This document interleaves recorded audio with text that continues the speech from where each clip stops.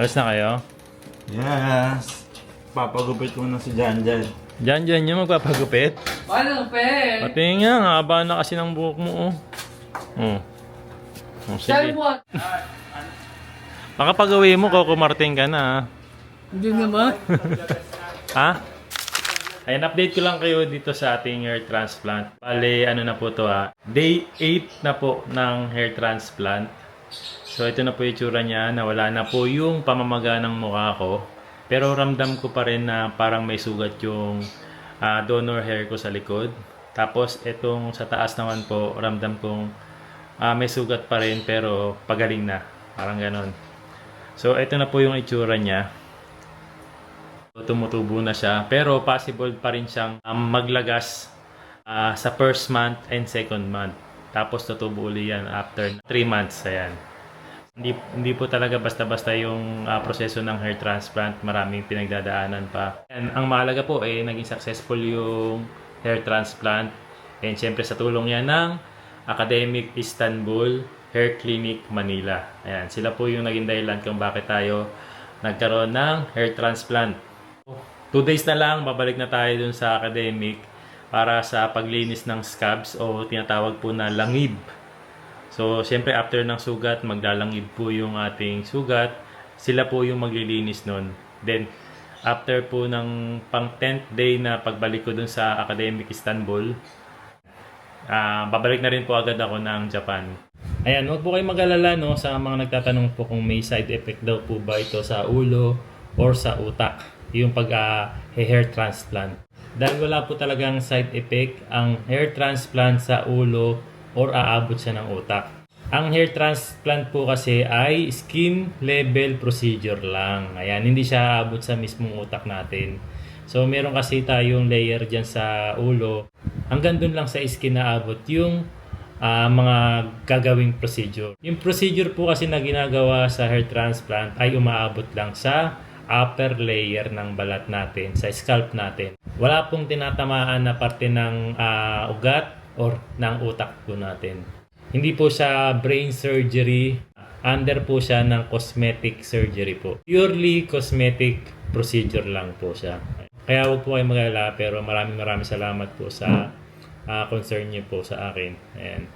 Basta ang mararamdaman lang po talaga after ng procedure na to ay yung pag-swelling o pamamaga po ng mukha. Yun nga po yung nangyari sa akin. Kasi nga, dahil po yun sa anesthesia na tinuro. Yung swelling po kasi, kaya po siya nag-swelling or namaga dahil po yun una-una sa anesthesia. Tapos parang na-trauma daw kasi yung ating balat sa ulo. Tapos ano pa ba yun? Pati na rin yung inflammation or yung healing process po niya. Kaya yun, umabot lang naman ng 3 days ata yung pamamaga. Naging okay na rin agad ako. Nawala na rin yung pamamaga. So ang nararamdaman ko na lang talaga is yung sugat niya na hindi naman sobrang sakit. Pero nasa healing process na rin po. Sagutin ko na rin itong mga comment nyo, mga tanong nyo about sa naging decision nga natin about dito sa hair transplant. Ayan, sabi ni Rufio 4693, wala po bang ganyan sa Japan? Mas maganda ata technology nila compare sa atin, pero baka mas mura siguro dito. Ayan. Nung nag-search po ako, meron naman po sa Japan, kaya lang nasa times 4 ata yung presyo niya. Sobrang mahal. Alam naman natin na maganda naman ang quality ng Japan. Sa tingin ko, maganda naman talaga dun. Kaya lang, siyempre, sobrang mahal. Kaya, ang unang choice ko talaga is number 1, country about sa transplant or sa hair transplant ay Istanbul, Turkey talaga. No? Sa Turkey talaga. Sobrang layo po noon. Sobrang layo sa Japan ng Turkey. Tapos, meron pa po tayong second option. Sa Thailand, meron din gumagawa ng hair transplant sa Thailand na sikat na clinic. Kaya lang, nalaman ko na meron pala dito sa Manila or dito sa Pilipinas nitong Academic Istanbul. Magugulat kayo kasi mismong taga Turkey talaga ang gumagawa ng mga hair transplant nila. Ayan, mga Turkish po yung nag-hair transplant sa akin sa mga pumupunta doon, talagang doktor from Turkey talaga yung mga gumagawa ng hair transplant. Kaya parang pumunta ka na rin ng Turkey na hindi ka na gumagastos ng sobrang laking pamasahe. Ayan, kaya yan ang napili natin, Academic Istanbul Hair Clinic Ayan, Hair Clinic Manila. Ayan. Kaysa nga naman, di ba, napupunta ka pa ng Turkey, pamamasahe ka pa, tapos same price lang din naman siya, hindi naman siya nagkakalayo. At least hindi ka na rin mahihirapan sa language. Although may nag-i-English din naman sa Turkey, kaya lang parang medyo hirap din sila ron sa English, no? Dito sa Academic Istanbul, yung mga Turkish na nakakausap natin, marunong sila mag-English. Kaya nagkakaintindihan naman from client, from doctors. Ayun. So, i-guide ka rin talaga nila. Tapos meron din tayo mga Filipino staff doon na tumutulong din sa atin sa bawat gagawin sa loob ng clinic. Ayan. Yan, araw-araw nagre-report kami sa situation. Sinesend namin sa kanila. Nagre-reply din agad sila. Sinasabi nila kung ano yung mga dapat at hindi mo dapat gawin. I-advise ka talaga nila. Everyday po yun. Ayan. Huwag yun ang masyadong titigan. Masasanay din kayo sa itsura ko. Ayan, ang comment ni Wilfred Tutay 3650. Wala namang kaso yung pagiging kalbo. Normal lang yun. Pagka nagkakaedad ay manipis ng buhok at nauuwi sa pagkakalbo na bagay ka na bagay. Kanya-kanyang kagustuhan yan. Dapat na konsulta muna sa doktor na kung okay magpa-hair transplant dahil baka mauwi sa komplikasyon. Ayun. Huwag po kayo mag-alala at naging maingat naman ang Academic Istanbul. And kapag pumunta po kayo dun sa clinic na yun, makikita nyo na sobrang daming nagpapagawa po ng hair transplant. Pare-parehas po kami ng itsura doon. Kaya hindi kayo mahihiya, hindi kayo matatakot, kasi alam mong maraming nagtitiwala dun sa clinic. And binabalikan din talaga ng mga kakilala nila, mga kamag-anak nila na kailangan din talaga ng hair transplant. Comment ni Leia Cam 9802, yung neighbor namin na si Man, nagpa-hair transplant, maganda naman ang result, mga 20 years na okay naman. Ayun. Diba? Meron naman palang living proof na talagang okay naman talaga ang hair transplant. Kaya yun, basta maingat yung clinic mo, wala naman magiging problema. May nagtanong sa atin, Nico Iyo TV 26. Boss JP, buti napayagan ka ng mag-leave sa work mo para kasing biglaan ang uwi mo. Live with pay po ba yan? Salamat po sa shoutout naman po sa next vlog. Salamat po. Ayan, shoutout sa iyo, Nico Iyo TV. Ayan, etong pag-uwi ko, hindi naman po ito biglaan kasi hindi naman po one time, big time ka magdidesisyon tungkol sa ganitong procedure. No? Kailangan mo rin talaga siyang pag-isipan. Malaking desisyon talaga ang pag-hair transplant. No? Kailangan yung puso mo talaga, yung isip mo, buong buo, bago mo rin gawin talaga yung pag-hair transplant. Kaya naman, yun lang, mga payo natin sa mga gusto rin. Wala namang problema na gawin nyo rin yung hair transplant.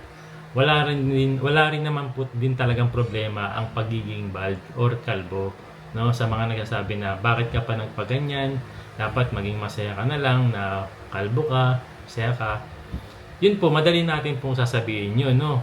Pero pag ikaw na po yung nasa sitwasyon na yun, siyempre, mapapaisip ka rin ng ibang mga paraan kung paano mo may babalik yung buhok mo at paano ka mas magiging komportable, no? Masaya naman din po talaga ako, nakalbo ako, pero siyempre, mas pagiging masaya ka kapag may buhok ka na, di ba? Sabi naman ni Melo 824, ayan, sana gumaling ka na kaagad, Kuya JP. Ayan, maraming salamat ha, maraming salamat sa inyong lahat. Magpapagaling agad tayo. Ayan, nandiyan na sila mama. Hello guys. Uy! Sino yun? Wala sa'yo yun eh. Dapat ganyan talaga ginugupit mo. Sino to? Under this side. Ha? Alden Richard. Ayaw Coco, hindi ka na Coco Martin, Alden Richard ka na? Under this side. Asan ang guhit? Ilagay ng guhit. Taka. Nilagyan pa ng Guhit? guhit? Pagupit mo dyan, picture ka. Tapos doon ka nang papagupit. Walang guhit. Ayan, Meron. meron yan dyan o. Kailangan may guhit? Ginuhitan eh. Sino ka dyan? Under this side. Alden. Under. Under Richard. Under Richard pala. Under this side. Under. Hala ko Alden Richard. Under. Under Richard pala, Under Richard. Ang ganda sa rin mo dyan ha. Ano yan? Okay, ang dami mo na naman chicks na ano ah. Maloloko. Maloloko ah. Nayaman naman yung maloloko, under Richard ah. Tara na nga. Naku, mamabasag ng salamin sa sobrang gwapo, oh. Wala, under Richard. Mamaya na. Nag-iinom ka na ba? Hindi, bawal. May kausap ka na naman na chick dyan, ah. Ah, very good. Bawal yung. Dati. Ah, Wala na. Out na ako. ah, Dati, sana all. Oo, dati nga. Hindi ako inom. Narinig nyo yun. May kausap na chick si Jan dyan. Dati nga. Lagi yung may kausap na babae. Yan. Mag-aayos na po ako ng mga pagkain. Matapos na nga po yung 10 days na antay ko para sa huling hugas ng buhok. Ayan. Ayusin ko na yung mga bagay ko kasi after nyo, uuwi na rin ako ng Japan. Babalik na po ako ng Japan.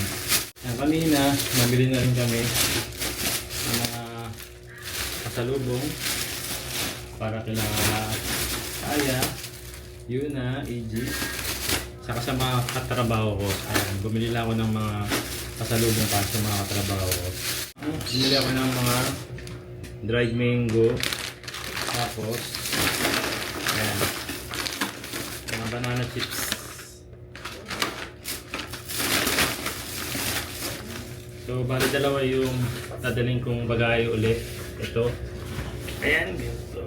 Saka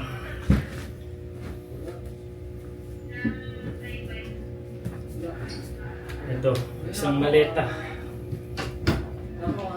And ayusin ko muna ito. Sa mga nagtatanong kung magdadala raw ba ako ng Nanay Dorsuka. Ayan, ito yung ating Nanay Dorsuka. Ayan, magdadala lang naman ako ng mga ilang Nanay Dorsuka. Ayan, nabubble wrap ko na rin sila para safe dumating sa Japan. Konti lang naman kasi request to ni Aya eh. Kailangan magdala ko ng Nanay Dorsuka. Ayan, tapos yun ilang sa mga dadalhin ko. Ayan, para sa mga kababayan natin na nasa Japan na gustong tikman din ng Nanay Dorsuka. Ito po yun. Ayan. Pwede na kayong umorder po ng Nanay Dorsuka. Mag-message lang po kayo sa line up natin. Ito po yung QR code para maka-order kayo in advance. Kasi konti lang yung dadalhin nating Nanay Dorsuka. Kung sino lang po yung unang magbayad. Kasi yung siyempre i-reserve natin ng Nanay Dorsuka. Ayan. Hindi tayo pwede magdala ng maraming Nanay Dorsuka. Sobrang bigat po yan. Habang nag-aayos ako dito, may sasagutin lang ako mga tanong na mga tinanong nyo sa comment section ng mga video na in-upload po natin. Ayan, pakita ko na rin sa inyo kung ano yung mga dadaling ko pabalik ng Japan.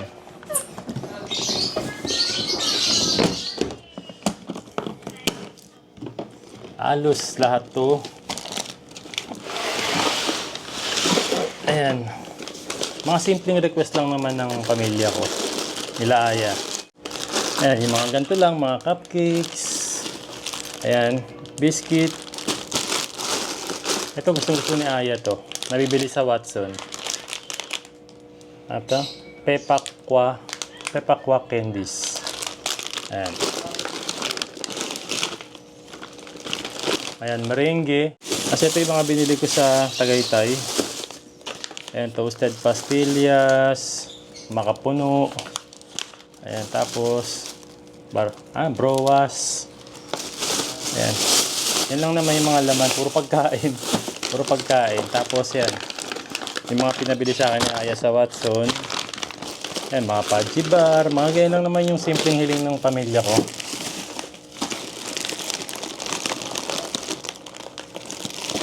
Ayan, Dubai chocolate. Medyo mabigat to ah. Igo na lang kaya sa bag ko. Tapos, ayan, mga choconut, pulburon.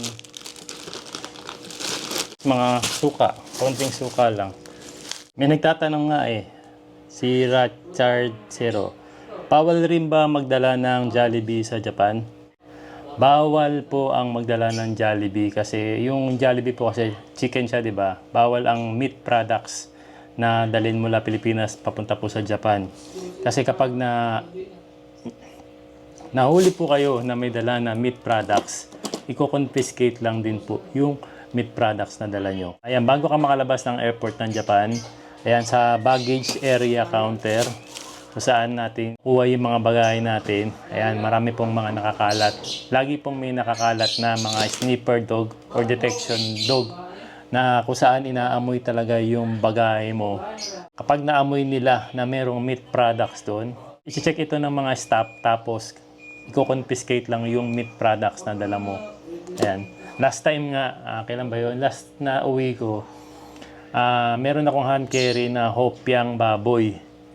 Nakalimutan ko na yung hopyang baboy nga pala is baboy. Kasi yung hopyang baboy, may halong karne, may halong mantika, malakas ang pang-amoy ng sniffer dog. Kaya habang naglalakad ako palabas ng airport, biglang may lumapit sa aking sniffer dog.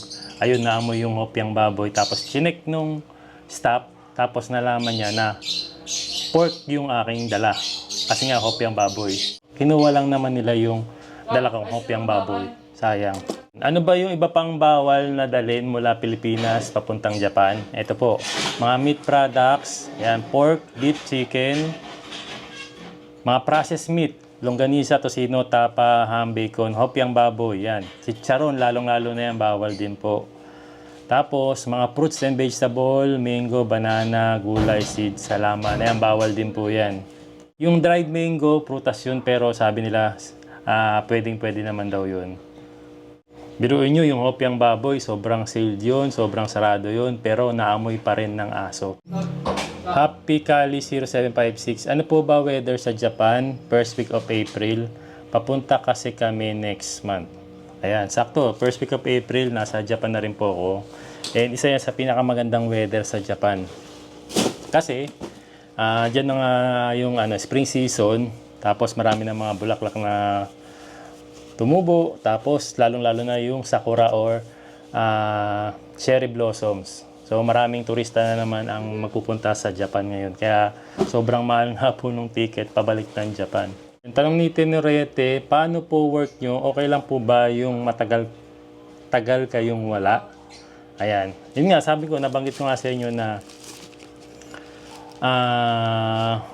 bago naman ako umuwi dito, nagdesisyon, ayan, plinahan ako na to and advance na rin ako nagsabi sa company pinapasukan ko. And pinayagan naman nila ako kasi suportado rin sila dun sa gagawin ko.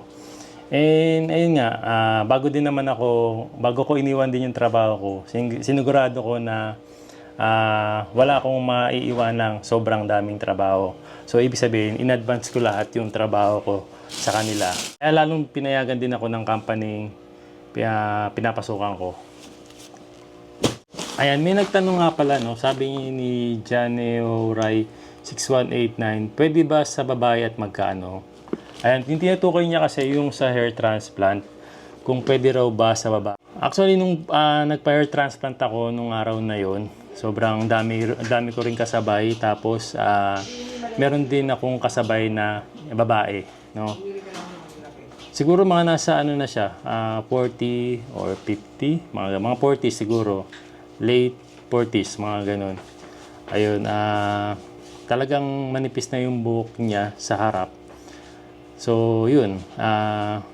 Kasabay ko rin siyang lumabas na tapos kasi sabay kami pumasok eh. So, sabay din kami lumabas. So, yun. Pwede ang babae, pwede ang lalaki. MP Yami 3094, Sir JP, musta naman yung condo nyo? Naparent po ba sa Sir Airbnb? Yes po, yung ano po natin, yung Airbnb staycation natin, yung Japan style staycation natin. Ito nga po, yung Daheya Stay. Ayan, Japan style staycation po to. Kaya sa mga mahihilig sa Japan, or gusto niyo ma-experience yung Japan style staycation, ayan, pwede kayo mag-book sa ating Facebook page. Tapos pwede rin kayo mag-direct booking na rin kayo sa mag-direct booking sa ating Airbnb. Lalagay ko po sa comment section yung link kung saan pwede nyo ma-check kung available yung date na gusto nyo, kung magkano yung rate natin. Tapos, yun, doon na rin kayo magbubook. No? I-schedule nyo yung araw ng gusto nyo na magstay doon sa Daiheya Stay. Ayan. Para sa mga gustong ma-experience ang Japan kahit nasa Pilipinas lang. Ayan, matatagpuan itong Daiheya Stay sa Mandaluyong sa Fame Residences po. Tower 4, 8th floor. Napakaganda po nung pwesto natin kasi pool view. Makikita mo yung pool mula doon sa room na pag-i-stayan nyo. And last, Tony Vita, 1975. Hi Sir JP, wala ba kayong meet and greet with your Metro Manila subscriber while you are in the country? Looking forward to see you in person. Ayun. So, yun nga po, dahil nga po under hair transplant tayo, actually, naisip ko nga yan minsan, kaya lang, yun nga, sobrang busy tayo pag umuwi tayong Pilipinas. Pero siguro, ayun, pag uwi uli namin, kasama ko sila Aya, saka yung dalawang bata, si Kuya AG, saka si Yuna. Tayo, meet and greet para sa mga sumusuporta po sa amin dito sa JP Noy Vlogs para ma-meet namin din kayo tapos makapagpasalamat din kami sa inyo. Ayun. Then, sige, tapusin ko na muna itong pag-i-impake ko para naman ready na lang, bubuhatin na lang ito sa isang araw. Ayan.